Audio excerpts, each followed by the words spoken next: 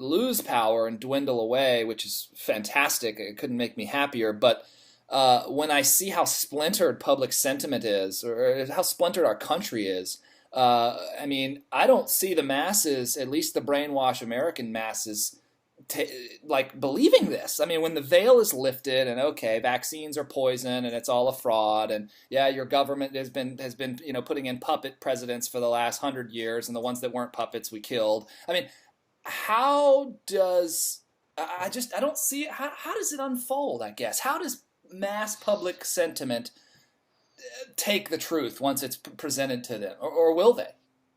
I think it's going to come in two sides. It's going to come domestic and it's going to come foreign. Let me start with the foreign. Mm-hmm. I wrote some notes. I didn't get to it because I wander off in making my points. But Germany is not being the obedient Western ally to the Americans anymore.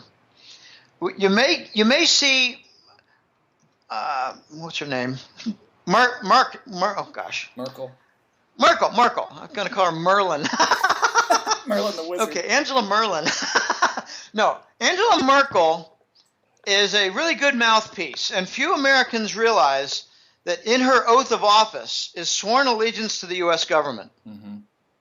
That's a consequence of losing World War II. Mm-hmm. Okay, but if you look at Germany, you see a divided nation. You see the elite running it from the European Commission and from the private banker set, not their central bank. Mm-hmm. I distinguish the Bundesbank as a good element. They've always been a good element. They've always been a prudent element, smart. Mm-hmm. But Deutsche Bank, Commerzbank, 6 or 8 other banks in Germany, they're all in trouble. They're part of the Western elite, and they have allegiance to the European Central Bank and the European Union commissioners. Okay. You get down to the industrial level, that's where things break down. We call them the industrial captains in my colleague group in discussions. You could just come up with a list of 15 major German corporations. They're not in favor of what's going on. They don't like the ban against Russia, the sanctions against Russia. Right. They don't like any of it. They don't like losing their clients that they've worked hard in the last 20, 30 years to develop, mm-hmm. and especially the last 15 years since the fall of the Soviet Union and the fall of the Iron Curtain in Eastern Europe. The Germans are really in charge of Eastern Europe.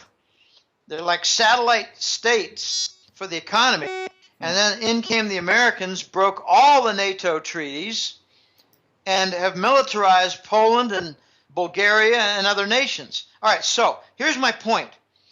Germany is not the good Western elite player when it comes to industry and business. Mm-hmm. And there are 2 deals that have taken place. This is all apart from supporting Russian military in their Syrian campaign against ISIS.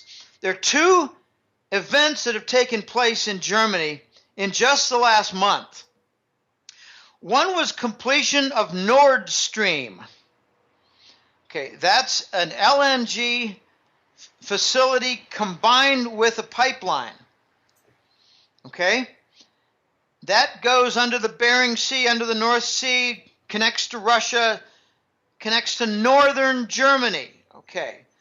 That's completed, or almost completed, and pledged to be completed. Okay. If the Russian sanctions were strong and uniformly applied, why would they have that successful completion? Well, because there's a lot of business investment in there. Mm-hmm. There's a lot of German employment committed to that. Okay, but that goes against the Russian sanctions, does it not? Sure. Okay, the second one is something that's a little bit more from scratch. And that is a high-speed railway line going from Germany to Russia. From scratch, announced a month ago. Wow. Not even a month ago. Okay, if the German sanctions, the European sanctions that Germany signed on to, and repeat it again. Okay, the dictatorship in Europe is the European Union Commission. Mm-hmm. They're dictators. They're not a commission of nice guys who really got put there in place by all the European member nation leaders and in industrial forums. No. They were put in place by the Americans and British. They were put in place by the European elite who've sworn allegiance to the Rothschilds. Mm-hmm. So they had a meeting a few weeks ago, and they just rubber-stamped continuation of the Russian sanctions, even though almost all the member nations don't want them anymore. Okay, so you've got some division going on that's even apart from the NATO element and the Germans working with the Russians against ISIS. Okay, now for the domestic front. Okay, let me back up. You asked, what will it take to wake people up, to take the veil off? Right. When Germany has more open resistance to the European Union Commission and states that the Russian sanctions are not in our best interest, and states they are not going to do the following that the Americans and British and French want to do, then you'll know what my father did. You get the kind of reaction my father had when a year and a half ago I said, Dad, I've got a new forecast that Germany's going to flip east, ignore the sanctions, really go counter to NATO, and the big issue there is heroin transport with Ramstein, and they're going to flip east to ally with Germany, with Russia and China as part of the Eurasian trade zone. And his reaction was, whoa, you really think that could happen? And I said, yeah, it's going to take a lot of time and a lot of damage to the German economy and their entire system. But yeah, it's going to happen. It's going to take time, a lot of time. He said, well, how much time? I said, well, I don't know, maybe a couple of years. Yep. Well, this summer will be a couple of years. Yep. And, time's moving quickly, but so's the breakdown happening quickly of the U.S.-German relations that have been tight. So when you say U.S.-German relations are tight, what can you point to? I think you can point to merely that the European Commission can successfully have their Angela Merkel mouthpiece repeat something. Mm-hmm. And that's not strong. You've got now parliamentary leaders in Germany saying we must stop these sanctions. So what influence do they have over the European Union commissioners? None. Mm-hmm. You have German bankers saying we don't like this. We have analysts and the bankers saying that the sanctions make no sense from a German perspective. Okay. They don't have influence over the commission either. And then we had something happen a month ago. Can't remember the woman's name, but she was the trade representative official in the European Commission. And she said, we're going to proceed signing the trade pact called the TTIP, Transatlantic Trade and Investment Partnership. It's the U.S. government's favored fascist trade union with Europe. Well, this woman said we're going to proceed to sign it, and some of the flack that she had at a news conference was, but wait a minute, almost no parliament in Europe wants it, and we've had 46 cities demonstrate against it. Mm-hmm. And her answer was beautiful. She said, I don't represent the people, I represent the commission. We don't take our mandate from the people. Classic. Well, that's what a fascist state is. Yeah, no. So what am I missing? The fact that Americans are going to read about what's going on in Europe and the fractures. Mm-hmm. I don't mean like Arab refugee fractures. I mean like the political leadership fractures on the American agenda and the NATO alliances. Okay. On the domestic side, Will, I think it's really going to come down to one big thing for waking up Americans. Mm-hmm. Some big banks are going to fail, and they're going to steal a lot of money, and they're going to call it bail-ins. Right. And Americans like my brother are going to say, but wait a minute. I had a 6-figure bank account there. Yep. And then they're going to get a message from me. I told you so Mm-hmm. 4 times. Mm-hmm. But the big banks are the safest, Jim. They're the biggest. They're the most liquid. They have the most staying power. They have the history. I said, they're the most insolvent. Wake up. Yeah. You're not going to read about this in your lovely New York Times. Well, people's money. When you start playing with people's money, they're the fruits of their labor, their hard-earned savings, the things that we, it's the fruits of our labor. It's the stuff that, we get up every morning, we go do what we do, and then we come home and we sacrifice all these things to go do what we do so that we can put these little nuggets of fruit away and save them for a rainy day. We can all relate on that when we're stolen from. When they're not going to be able to put their kids through college. Sorry, Johnny. Sorry, Susie. I know you're a junior and senior in high school, but it doesn't look that good for your prospects for going to college. Jim, what do you think is going to be the scapegoat by these? Okay, a couple big banks go under, and a chunk of Americans lose their 401ks or their bank accounts. Who are they going to blame it on? Iran for dumping oil? I mean, who's going to be the scapegoat? Iran, Russia, and the Saudis. Yeah. They're gonna try to paint it as a consequence for the oil. And then incite World War III. I mean, these guys are just itching at World the War bit. III started a while ago. Yeah. I'm sorry, I don't buy these definitions. Yeah, you're right. Ukraine was World War III. Uh-huh. And it spread to Syria. And it spread to Turkey. So we have 3 countries now involved in World War III. No, you're right. It's a matter of can we stop it? Well, I think it's going to spread to Saudi Arabia. Mm-hmm. I don't think it's going to spread to Iran. We already have a war in Yemen. That's the southern border to the Saudis. Mm-hmm. I just saw a map the other day. I got to mention this because, I'm a pretty honest broker when it comes to data and analysis and information. It was a map of Saudi Arabia and its neighbors for the Shiite population and the Sunni population and a couple other elements that are really not either Sunni or Shiite. Mm-hmm. And there's not as much Shiite red zone in western Saudi Arabia as I thought.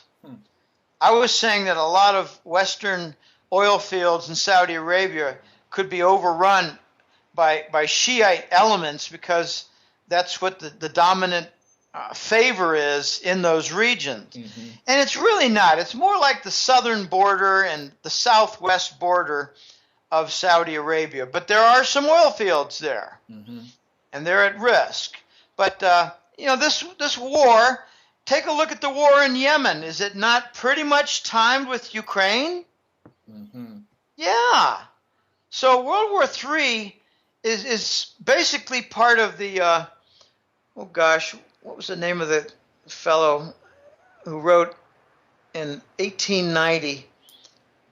It was the elite's plan for World War III, Christian versus Muslim. Can't think. It starts with a P. Page. I can't think of his name. I've got a colleague on my gang who's read extensively about that and reports to us. That's what the colleague group does for me. I didn't read about the elite 1890 plan for World War I, II, and III. World War I and II came off exactly as this fellow laid it out. He was like a warmonger planner for the elite 120 years ago. Well, now what they want to do is they want to have Christendom in a world war against Muslim Holy war. Islam. Mm-hmm. And they're going to fight over oil resources, land, and wealth that's accumulated from the oil resource. We've already stolen the Arab gold in Switzerland. Mm-hmm. Now we're looking to steal the Yemen reserves They've got energy reserves that have just been discovered. So I think Saudis are looking to expand and annex Yemen and take over the energy reserves because they're running low. In Gawar, they're producing 98% water, 2% oil. Wow. That's not how you make money. No. Gawar is a 55-year-old or more oil field. It's the biggest one in the history of mankind. Wow. In in world geology, and now it's pretty much depleted. But they've got other oil fields in Saudi, and now the Saudis have proposed. They haven't done it yet. I think they're doing like a feasibility study on how likely it would be to be successful. They're thinking about putting up a very large investment stake for sale in Aramco. And they're coming to learn you don't got shit possibility there, pal. You don't got nothing. They need an exchange. Why is that? They don't because the future of fossil fuels is in doubt now. Not because the global economy is going kaput. No, that's just exposing it. We got numerous new energy sources being made available, being proven, being tested, and being demonstrated. The Russians had a demo of cold fusion, and there are a couple of other that I don't really fully understand. The names pass by me. I get some quick descriptions, and I'm busy working for a few more weeks, and I'm really not on top of it. Right. But I think it's Keshi. Just imagine a massive fuel cell or a massive cold fusion center, no bigger than, say, oh gosh, what's a good example? A small storage shed. And it serves 80 homes in the neighborhood. Yeah.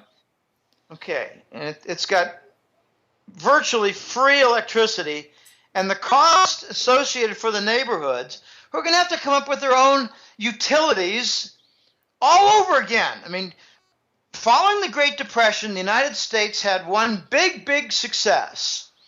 And Roosevelt had the Tennessee Valley Authority, TVA, and there were a lot of other things. It was, let's get the utilities together for public good to bring electricity, and they also had water, electricity to service the rural areas and the suburban areas of the country. Of the country, yeah.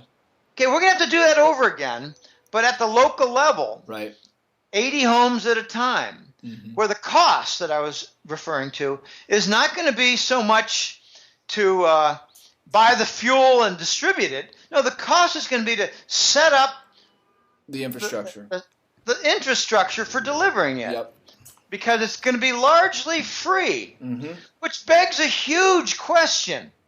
If this is 20-year-old technology, where have we been? Well, yeah, Jim, there's no doubt in my mind that there's a mushroom or a fungus or a seaweed somewhere that has some sort of something in it that could power, the planet or at least a neighborhood near you for free. Again, the cost is in setting up the infrastructure. Well, I'm saying that we're 20 years behind the times. Yeah, big energy has kept all this stuff under the curtain. Exactly. That's my question. Rockefeller has suppressed it. Yeah.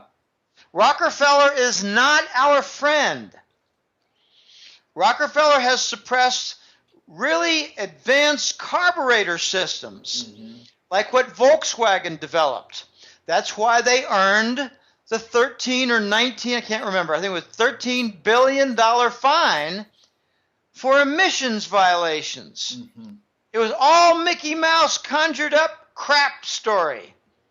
It's to keep Volkswagen and their 200 mile per gallon car off the American roads. What is their carburetor system? It's a hybrid. Interesting. It injects warmed up water into the carburetor where it mixes with the spray, like fuel injection for the gasoline, It's a hybrid combustion and steam system. Yeah. And it is 200 miles per gallon. Mm-hmm. But how does it heat the water, Will? The engine? From all the heat in the engine. Yeah. So it's a byproduct heat utilizer. It's brilliant. Yeah. Yeah, it's Man, damn near renewable. Yeah, okay. But quick question. What brand of car in Tianjin, China, suffered 3,000 car losses in the inventory lot? Ooh, I got a guess for this one. VW. Yeah, VW. So do you think maybe they're related? Mm-hmm. I don't know. I suspect so. Mm-hmm. And I think in 10 years, it'll be crystal clear, yes. But now, guys like you and me are called crazy. Yeah. Yeah. Because we think outside the box. I just saw the movie The Big Short.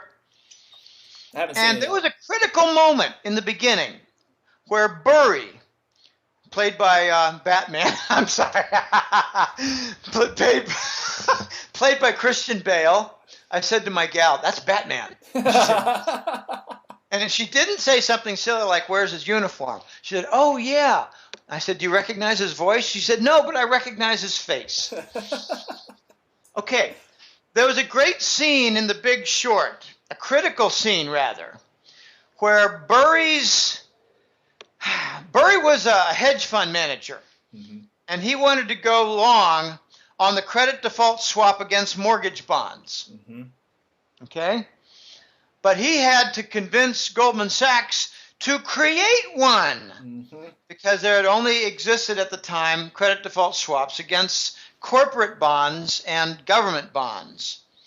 So they laughed at him in the Goldman Sachs offices until he made a 500% gain 2 years later, mm-hmm. where those young whippersnappers were probably sent out the door. But here's what I'm driving at. Burry had to explain to the director that he answered to at his hedge fund. And at one point, he said something with an expletive, I want our money back. Because Burry committed, I believe, $200 million. Mm-hmm. And he got back $1.3 billion for his investors after having to beg them to stay the course. But the big argument was convincing his manager, his director of the hedge fund. You know, everybody answers to somebody. There's always the hierarchy, and it could be that your boss is really just your government, whatever. Sure. Okay. But the argument went like this. I don't remember the character's name. I'll just call him the director. The director said to Batman, I'm sorry, I love having fun. The director said to Burry, who was played by Christian Bale, do you think you're smarter than Alan Greenspan? And Burry said something, I don't have it exactly down, but I caught the gist. He said, well, I'm not sure Greenspan really dug into the data like I did. Uh-huh. Well, what data did you dig into, Burry? Uh-huh. He said, well, I looked into several of the mortgage bonds and what the secured income stream was for them and what the default rates were and what their late rates were. Mm-hmm. You did what? Nobody does that. Okay, so therefore, he was more thorough than Greenspan. Right. And I walked away and I told my gal several different things. And one of them I said was, Greenspan had a second paycheck from the Queen of England, mm-hmm. and maybe a third paycheck from Basel, Switzerland. I said he had multiple motives. And the other character who was significant in the movie was Stephen Cannell. His most famous role that I remember is playing the 40-year-old virgin, and he was spectacular in it. Yes. And I just saw that parts of that movie again a couple nights ago, but he's been in a lot of movies. He was in the comedy where he played the Noah building an ark outside suburban Washington, and all his hair started growing, and he had a white beard, and he had a big scepter. Anyway, okay, Stephen Cannell. I don't. Oh gosh, this is going to be delicate territory, but both Cannell and his wife, his name was Baum, Baum, and I don't believe that's Irish Catholic. If you know what I'm trying to say. Sure. And I don't think Cannell goes to temple every Saturday night. You know what I'm trying to say? Yeah. Okay, so you had two Goem playing Baum and his wife. Marisa Tomei, I think, is Italian. Okay? I don't think she goes to temple on Saturday night. Right. But Baum actually said toward the end, these bankers knew what they were doing. They knew they were destroying the system. They knew the government was going to bail them out. They knew what they were doing. Very important point to the movie. And I have a regular habit. We like to sit in the second row.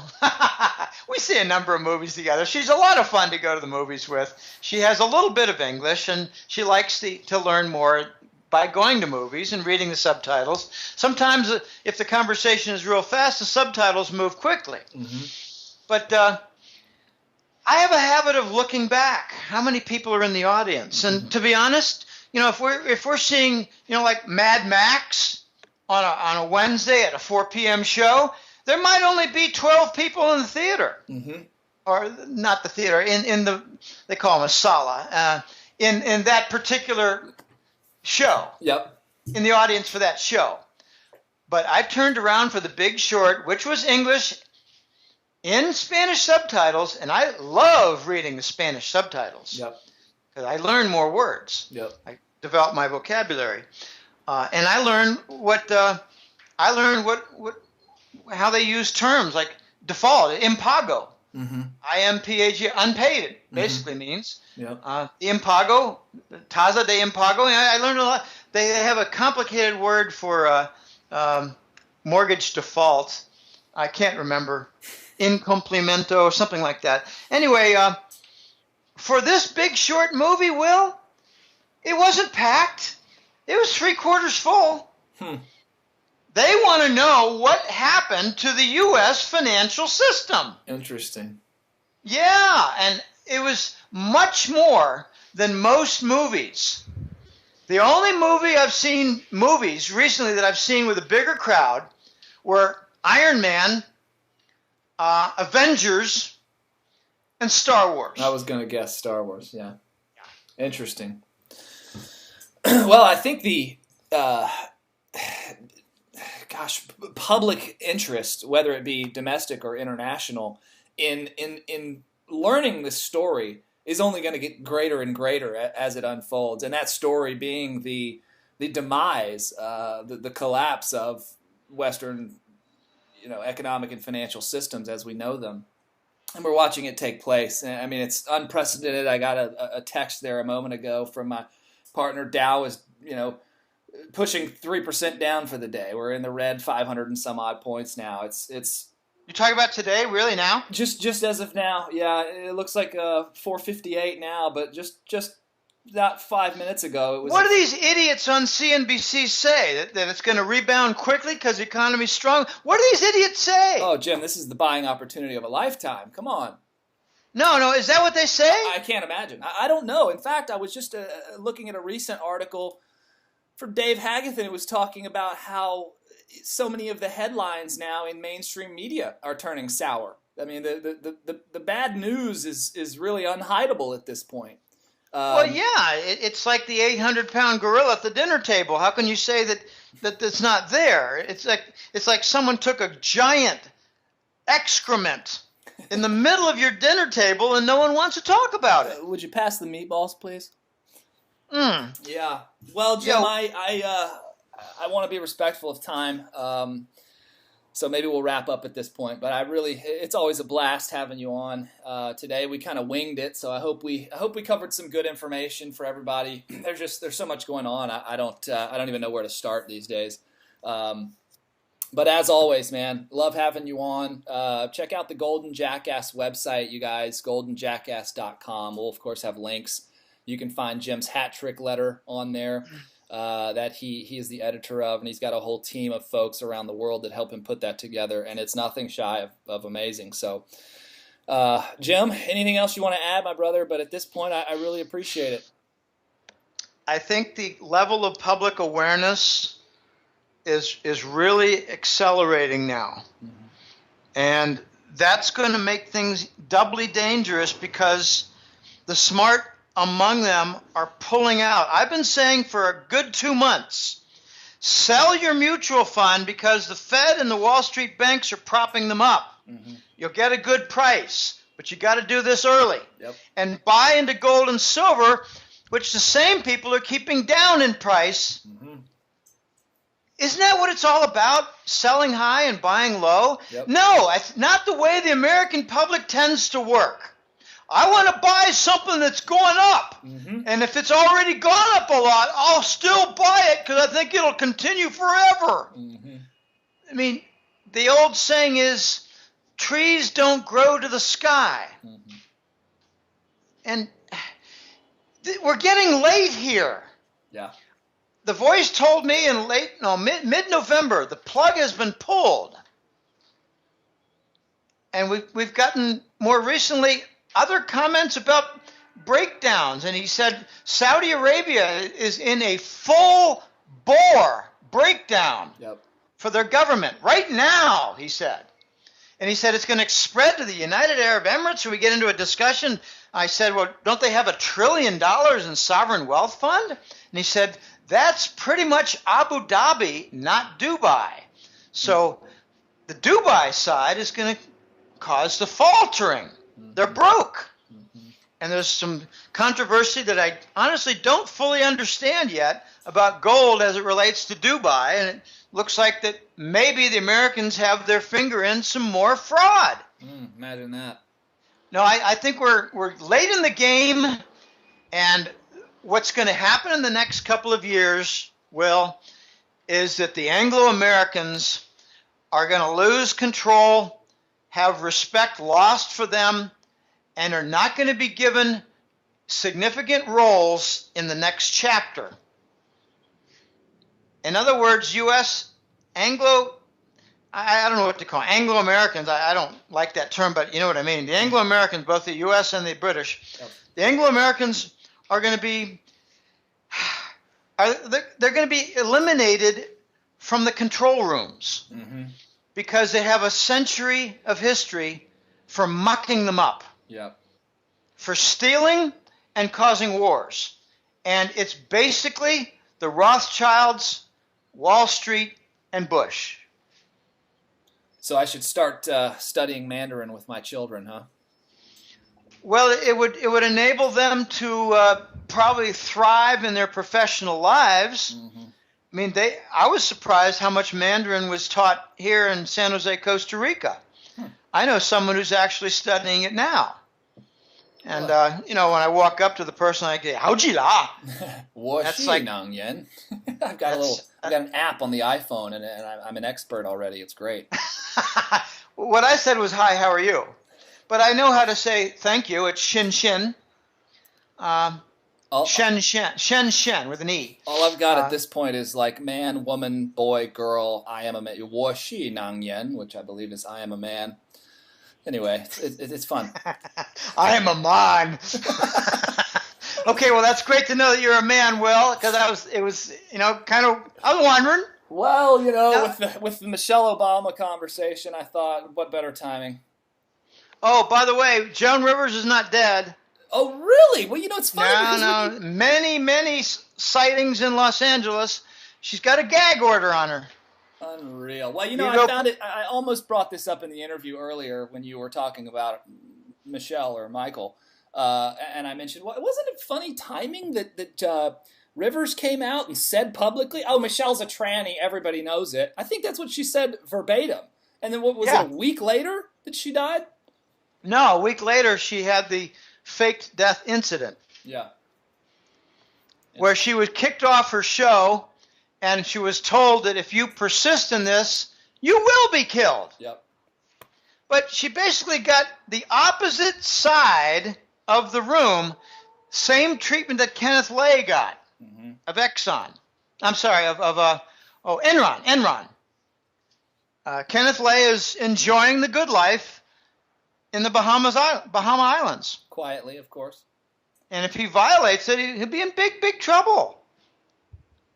Interesting. Because his estate has already been divided after his fake death. Wow.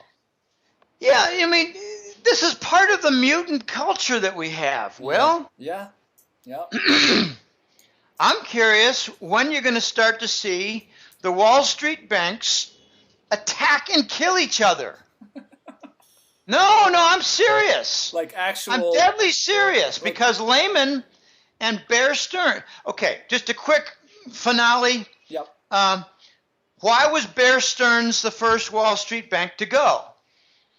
Because they were long gold and short the dollar. I was going to say silver derivatives. Or I thought it was silver short. Anyway, yeah. Did I say long? Did I say long gold? I meant to say long gold. Long gold and silver. Yep. And short the dollar. Short the dollar.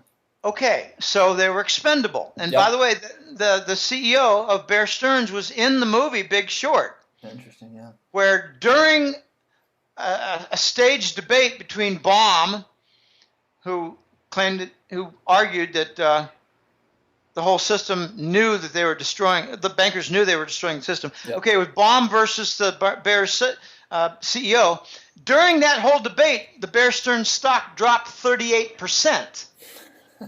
And he was claiming that it was a good buying opportunity. I'll buy more. Well, apparently he got liquidated, didn't he not? Okay, so Bear Stearns was eliminated because they were on the wrong side of the consensus corrupt Wall Street. Mm-hmm. They liked gold and silver. Okay, why was Lehman killed? Because I had thought, honestly, I mean, I admit where I'm wrong. I hope I'm not wrong a lot, but I thought Lehman was the king of mortgage bonds. Well, they were about 5 years before the breakdown with the subprimes in 07 and 08. Mm-hmm. They were. But Goldman Sachs was the biggest. So Goldman Sachs needed to kill somebody in order to get attention, in order to put under national aegis AIG and Fannie Mae. Mm-hmm. They needed to put AIG under national U.S. government receivership so that Goldman Sachs could get 100 cents on the dollar for all their complex investments related to the housing sector. Mm-hmm. Nobody else got 100 cents, only Goldman Sachs did.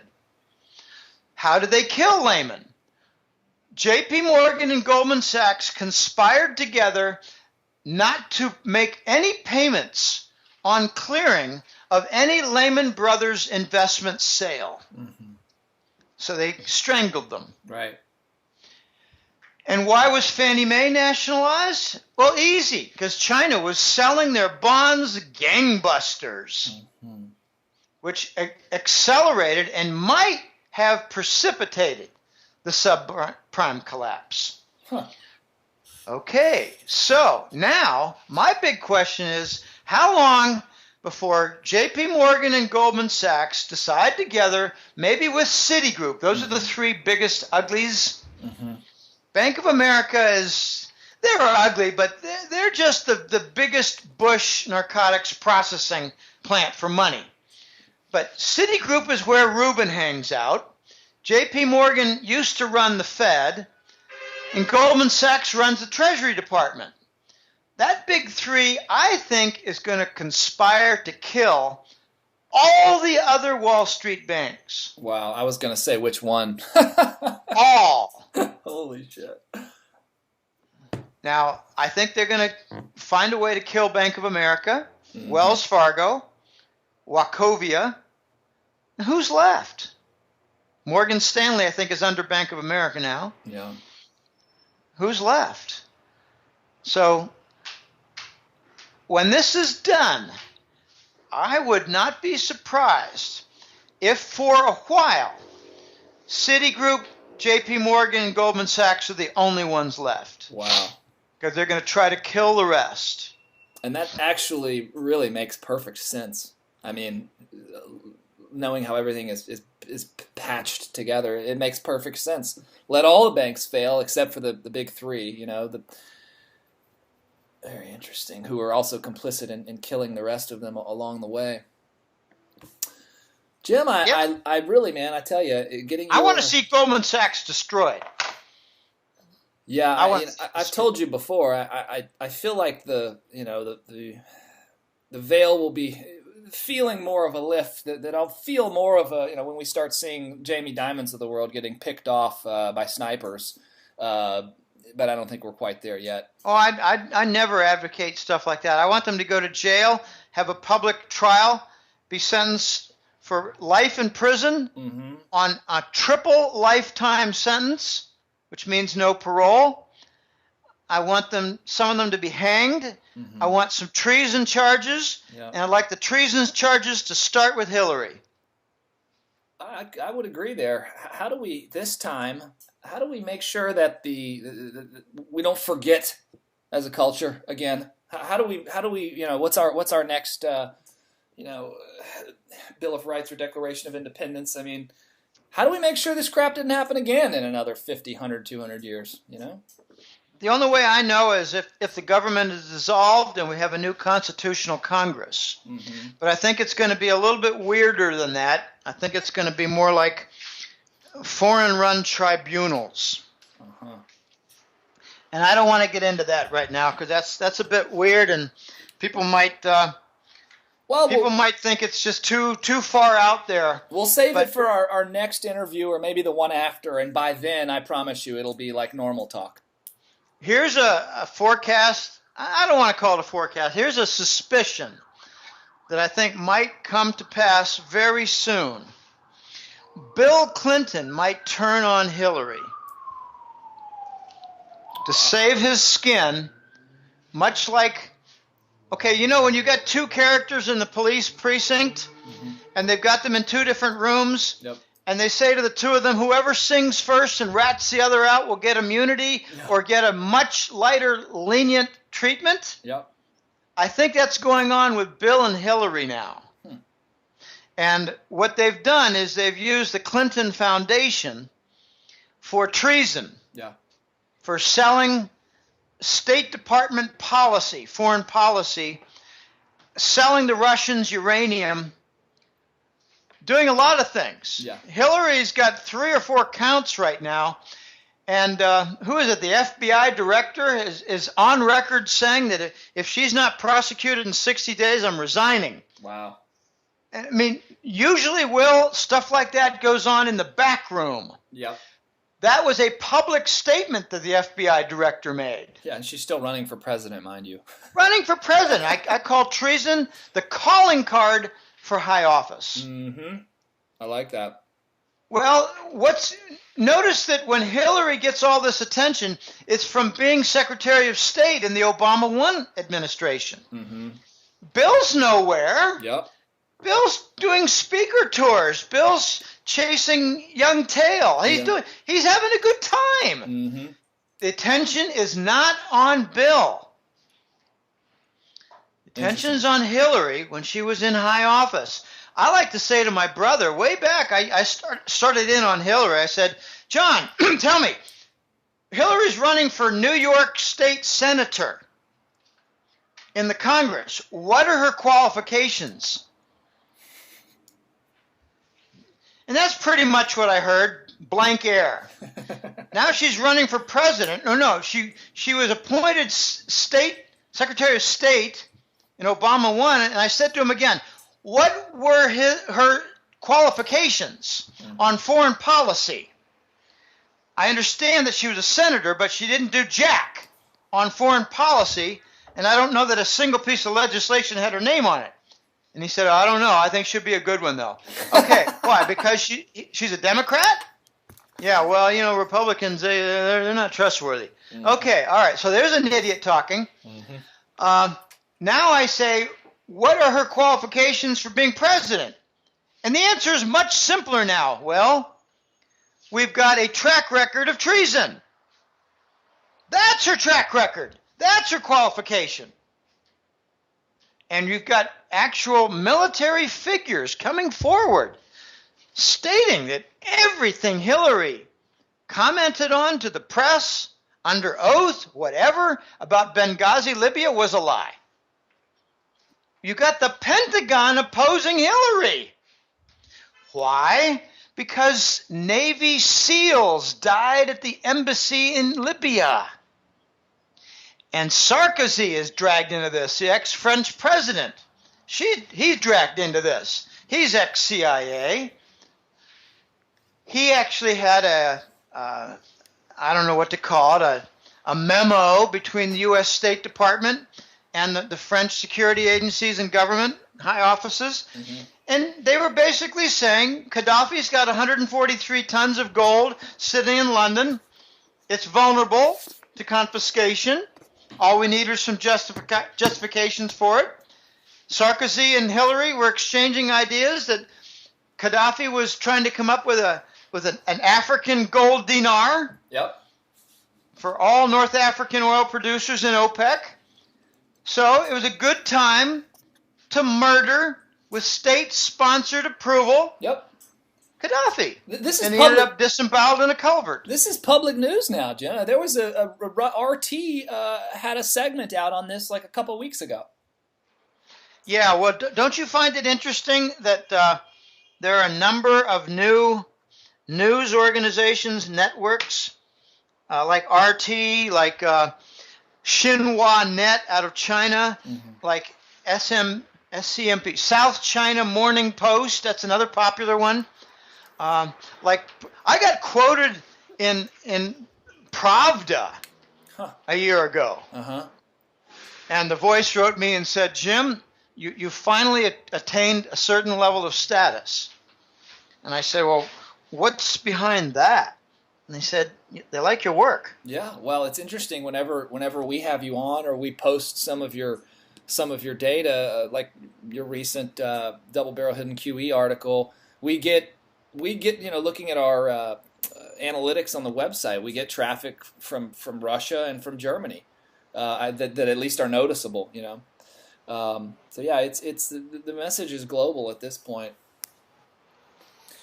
Well, buddy, let's wrap it up, huh? Let's wrap. Go to www.goldenjackass.com, roam around, check the free stuff, and sign up for the newsletter. It's called the Hat Trick Letter.